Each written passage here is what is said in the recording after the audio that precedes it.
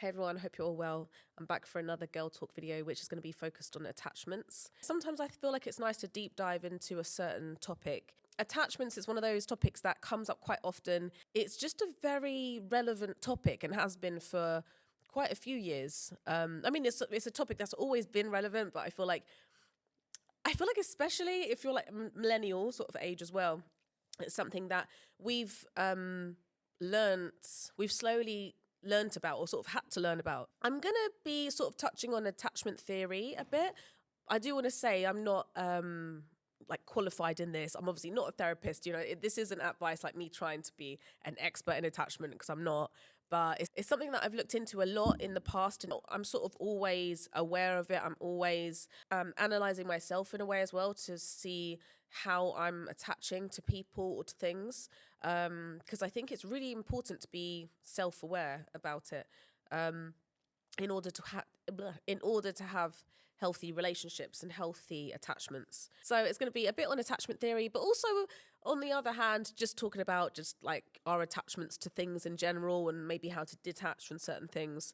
I'm someone who's definitely had unhealthy attachments in the past. That's why I'm so interested in attachment theory and just in like keeping an eye on what I'm attached to, like, in what way am I attached to it? Is it healthy? Is it not healthy? Is it like toxic? Is it causing me damage in the long run? But psychology is something that I've always been really, really interested in. That's one of the things I would love to actually do, is to study all of this so that I could sort of come on here and give you a full-blown qualified run through of it all. But anyway, for now it's more so, I'm just genuinely interested. This is such a long introduction. I thought before I go into it in more depth and start answering questions and things, by the way, thank you so much. Lord, thank you so much for your questions. There were some really, really good ones to do with attachments. But I just thought before I delve into that, I'll just give you a really, really brief run through or overlook of the 4 main different attachment styles. And I'm sure a lot of you probably know them already and have done the test yourself. But anyone that hasn't looked at it before or might not know what they might be, it could just give you a really quick idea. There are 4 main attachment styles, but sometimes you can have like 2 of them crossing over at once. The healthiest one is secure.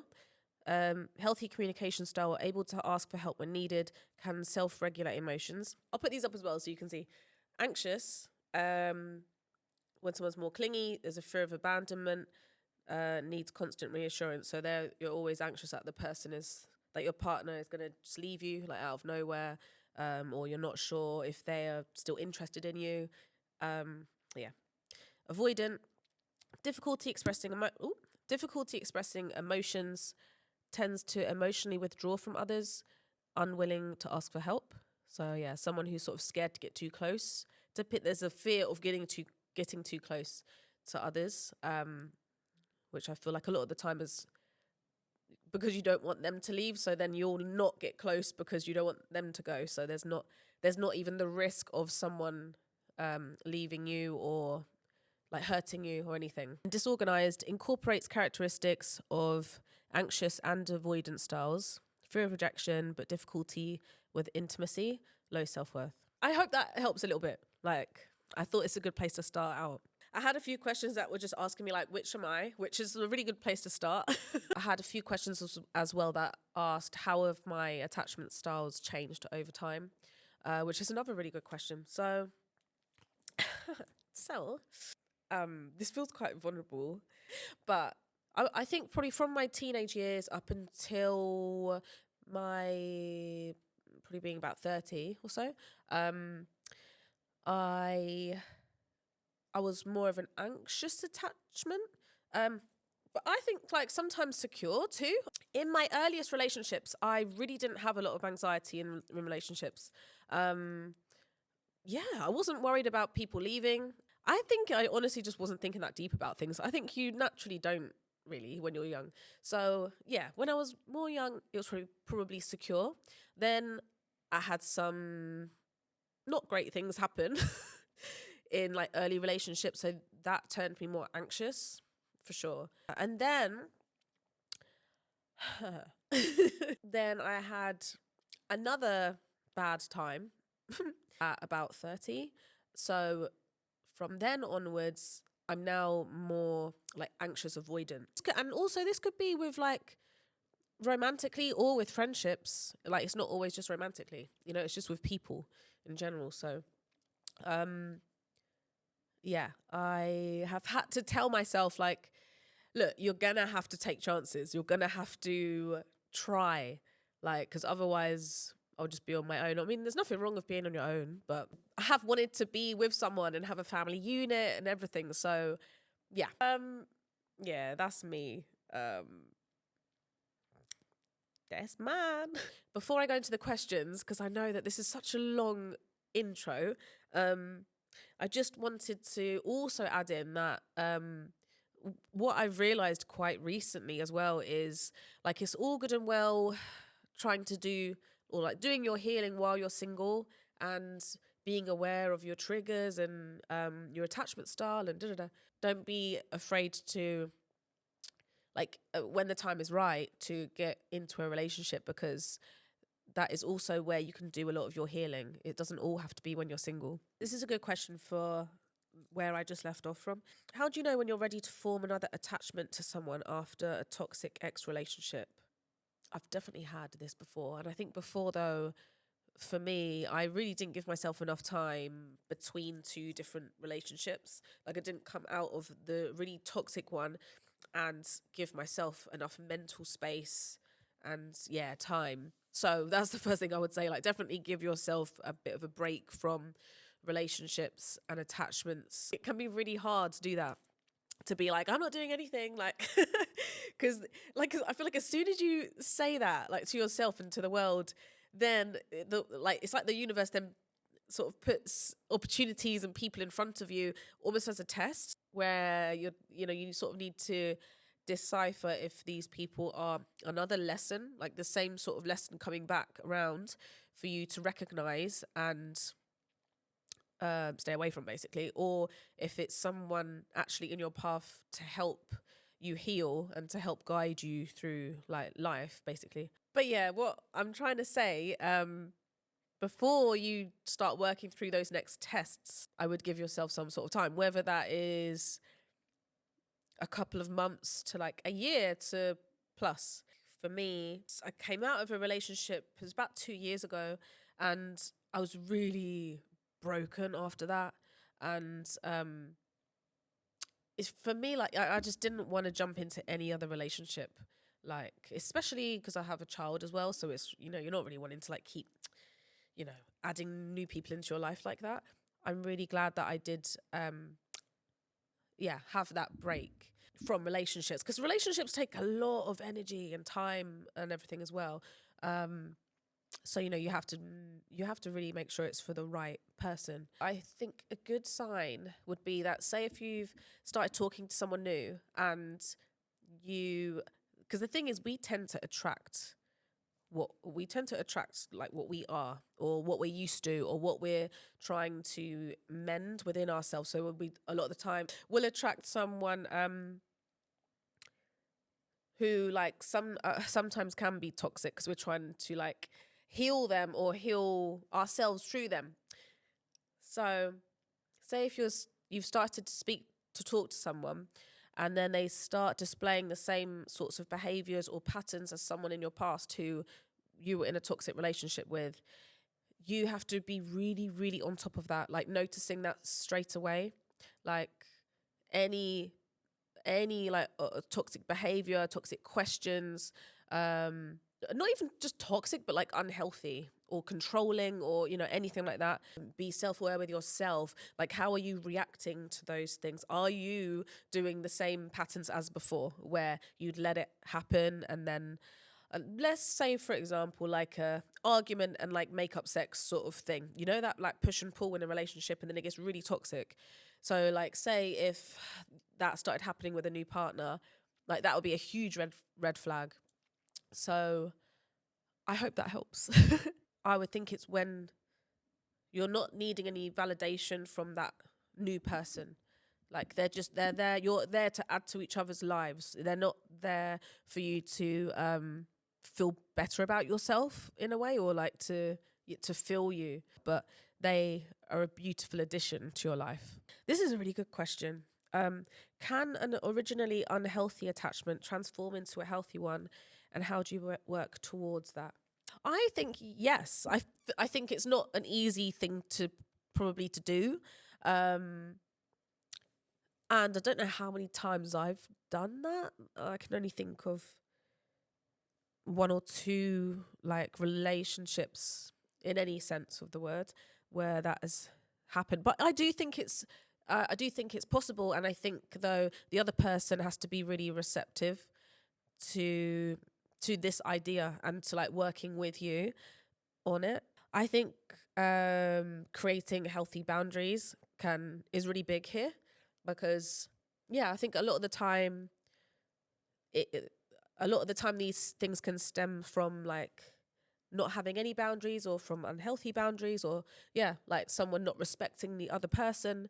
So creating healthy boundaries with whoever it is, and like communication in this sounds silly, communication in how you communicate. So if something they do or something they say or the way they communicate upsets you, you just need to really clearly explain that to them, for example. And then if you're not seeing any change in their behavior, then you'll know that then this won't work. But it's kind of like trial and error, like it's about communication and trial and error. And then if you're seeing them put in effort, basically, then you know that this could transform into more of a healthy attachment. If not, then at least you've tried. Anxious attachment. How do I stop?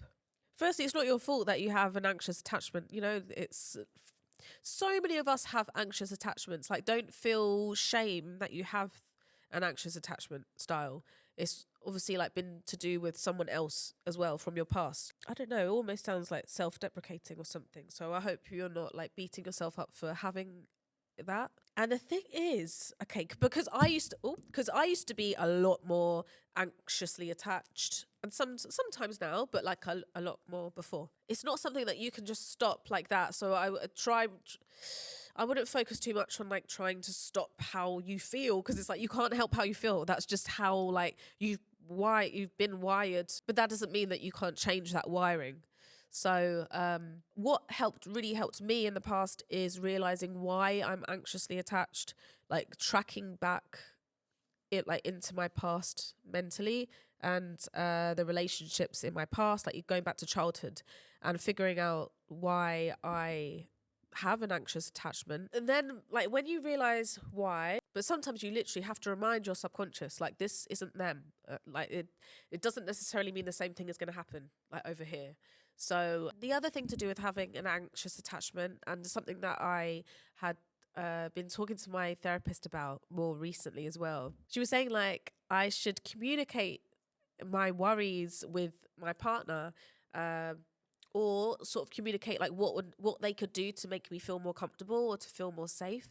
And then I felt at first I felt that would be so scary to do. Like, that's vulnerable, because then you seem like too over the top, or it seems like a weakness almost. I also felt like I had tried to do that in a past relationship, and that really hadn't been received. Like, they didn't listen to me. That makes you feel even worse with an anxious attachment, because you're trying to say like, hey, like, is everything good? And if the other person's like, yeah, not really, like, yeah, we're amazing, we're fine. It's the reassurance. So it really helps if the other person understands your needs in a relationship, like in communication, and like listens to that and actions that as well, like gives you that reassurance, that love, that security, yeah which feels amazing, and it feels quite surreal at first, but I think it just takes time for you to build up again that, or like lessen the anxiety. Sophie asks, love your videos, thank you. How to feel less anxious in the early stages of bleh? How to feel less anxious in the early stages of dating. I think I used to feel a lot more anxious in the early stages, but this is something for me that got better after just general confidence work on myself and on like me, me liking myself as a person, me trusting myself as a person, me being comfortable with my body image and like all of that combined. My main advice with this would be like you try to flip what you're thinking about, because I'm not sure exactly what you're anxious about here, because in the early stages of dating, that's also like the honeymoon phase, right? So usually you're pretty sure that this person is really into you as well, and it's like the dates where you're finding out about each other and it's all the texting back and forth. So I would really like to know like what your anxiety is about it. Is it that they might not like you after they're finding out more about you, or like if they might find someone else in this stage, or is it if your feelings are going to be unrequited? If it is those things that you're worried about, you're putting way too much energy into like, what if this other person is X? Flip it and just focus on how you feel about them. Do you like them? Like, are you interested? Are they ticking your boxes? Are you having fun? Like, do you want this to carry on? Like, try not to focus too much on the other person. Obviously, you're not like dismissing the other person and their feelings or anything. But I think the main thing is for you to bring yourself into this new fun situationship. It's not a relationship yet, but dating experience. So yeah, this is like just as much about what you want, as it is like what they're thinking or what they want. At the end of the day as well, it will always turn out how it's supposed to turn out. Like, if it doesn't work out, it's just not the person for you, and that's okay. How to know when to detach from someone. Ooh. Let me try and put this in a way that it could be like in a friendship or like whatever kind of a relationship it is. If you feel like you're not being heard or respected, or like if you feel like things are toxic, if you feel like you come away from being from that person and you feel depleted and drained, if you're starting to have those thoughts like, should I stay, or is like when you're trying to weigh up things. I've done this before so many times, but if you're starting to write lists on like all of the good things and all of the bad things, like, no. But like, it's not to say that obviously there aren't going to be challenges in relationships. There's always going to be challenges in relationships. There's always going to be things that you need to work through with that person, or with that friend, or whatever it is. And that's fine as well. It doesn't mean to just leave. But I think that needs like proper communication. I'm saying more so if you've got like a list of 10 to 20 things like that this person has done to you, or the way they make you feel, I think that's where it's like, no, you know what, just detach, because it's not worth the turmoil that is putting you through. Also, this could be with a family member as well. I really wanted to answer this one. Can you ever let go of the first love/relationship? I've been trying for more than a year now. As soon as I saw this one, I thought, like, stop trying. I feel like the more you try to forget someone or to forget something, like, the more that thing is going to stick in your head, because you're still giving it energy. Like, you're still feeding it.